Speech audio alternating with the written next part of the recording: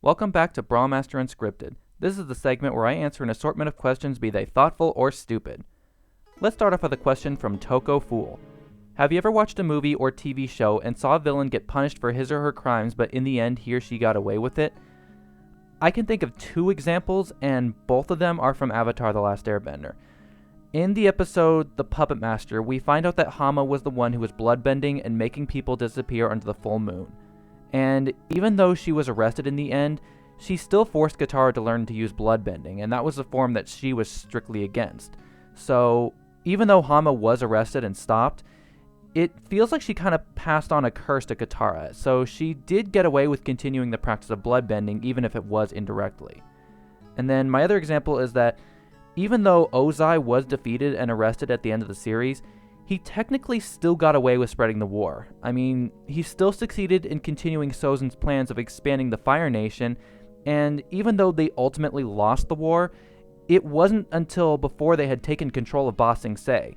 And because of that, Aang and Zuko now have to deal with helping the world recover from the aftermath of the war. I mean, the war has been going on for over 100 years. I mean, it's not something that's just all going to go away once Ozai was dethroned. So even though they didn't take over the world, and I guess that was their ultimate plan, they still did kind of get away with expanding the Fire Nation because, they were starting to take over other territories and the rest of the world had to deal with that. So they're still having to kind of pick up the pieces and kind of do damage control for the whole thing.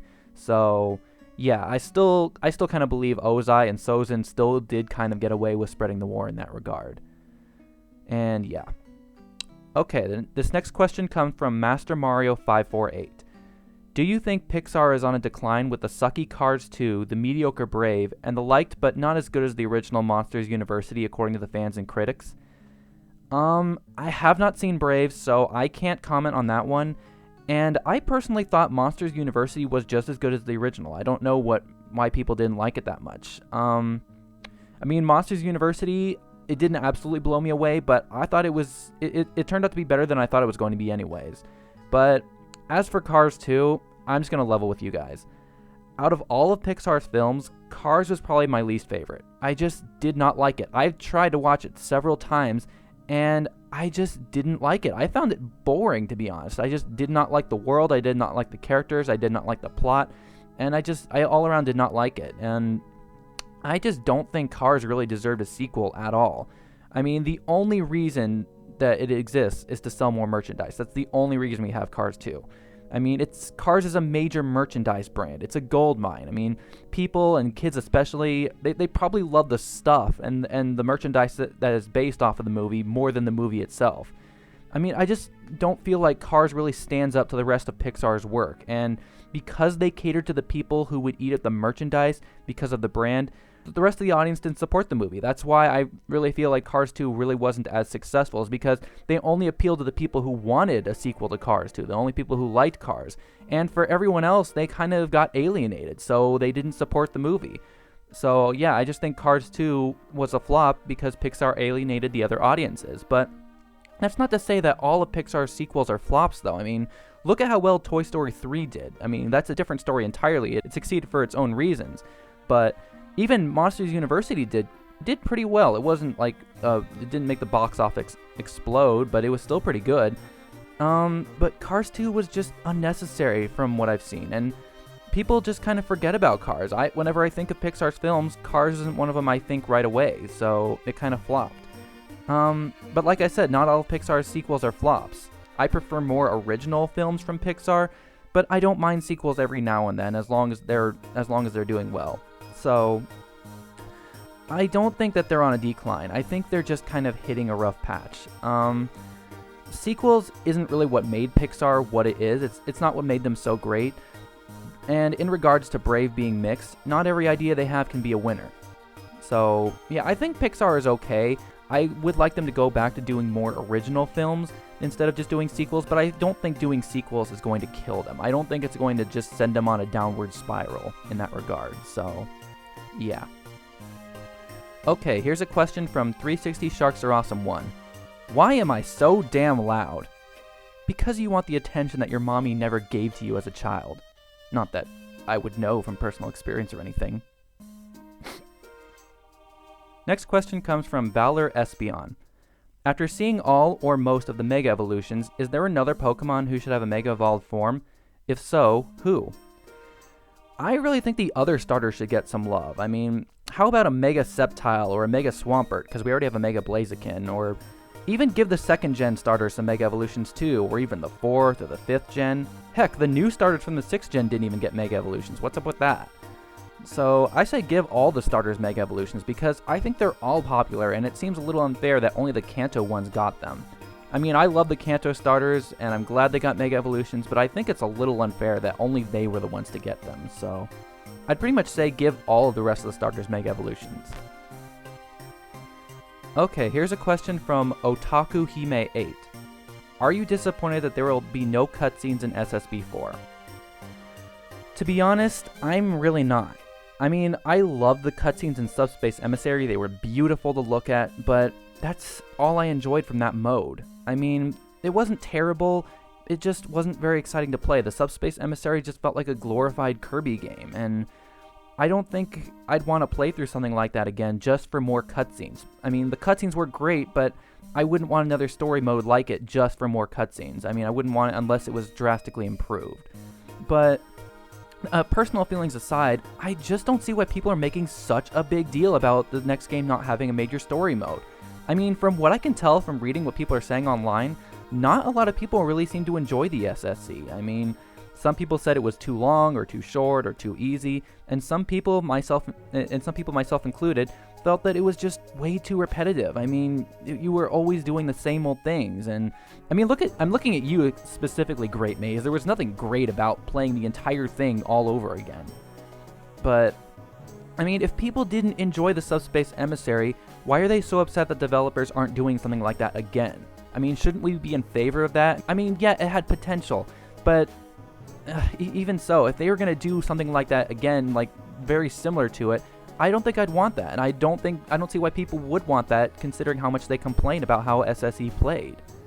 So, yeah. And as for Sakurai's reasoning for not wanting to do cutscenes or another Subspace Emissary because they would be spoiled on the internet, look, I respect this guy for everything he has done for the series, and I mean absolutely no disrespect to him, but really, it's not their fault that the cutscenes are leaked online. It's people who get a hold of the footage and put it up there.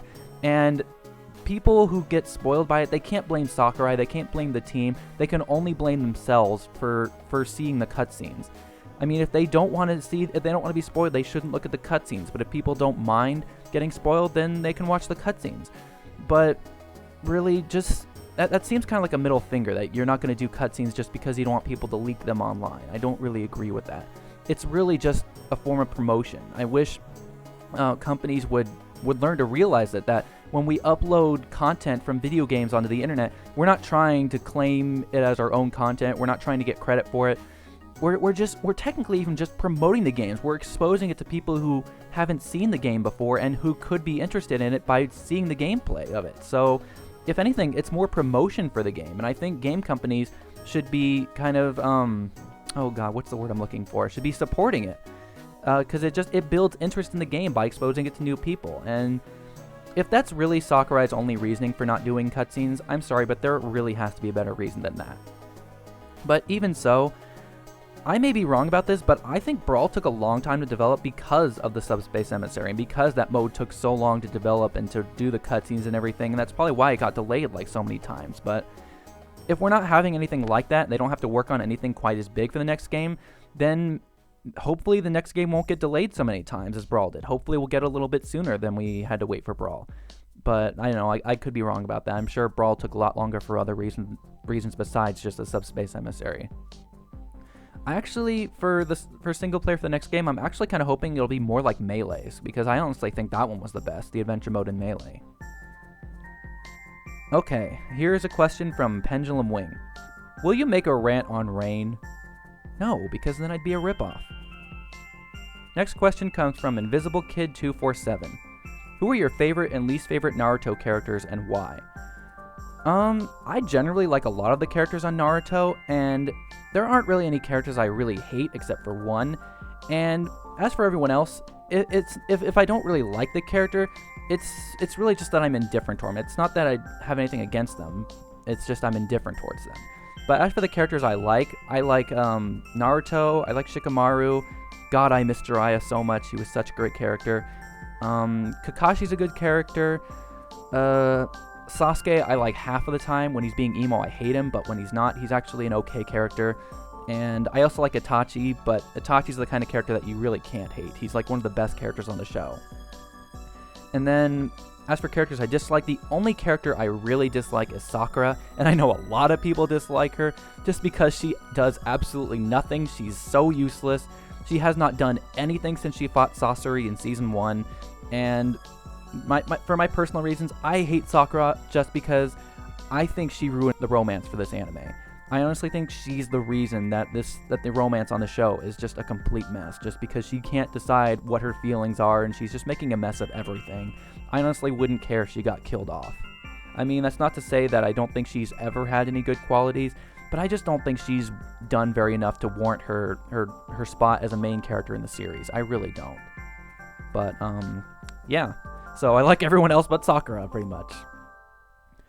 Okay, and this last question comes from Rinnick Bob Brawl 9931. What do you think of Toonami nowadays? I'm going to be completely honest here. I like Toonami as much as the next guy, but am I the only one here who really didn't think we needed to get Toonami back? I mean, yes, it was a great block. Yes, it did a lot for bringing anime to Cartoon Network. But the reality is, or was I guess, that Toonami died. It was canceled. It ended. It was meant for us to remember it fondly. And just bringing it back just kind of destroys the legacy that it built up. It just kind of just makes it redundant. I might be the only one here who thinks this, but I honestly don't think it should have come back. I think people would have remembered it a lot more fondly if it just had stayed the way it was, just gone.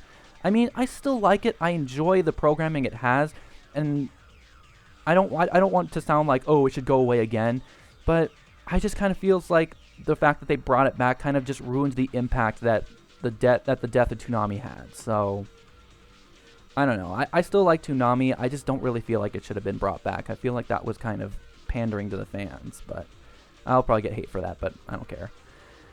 Okay, that's all the time I have for this segment of Brawlmaster Unscripted. Thanks for all the questions, guys. Keep them coming, and I'll see you next time. This has been Brawlmaster 012 signing off.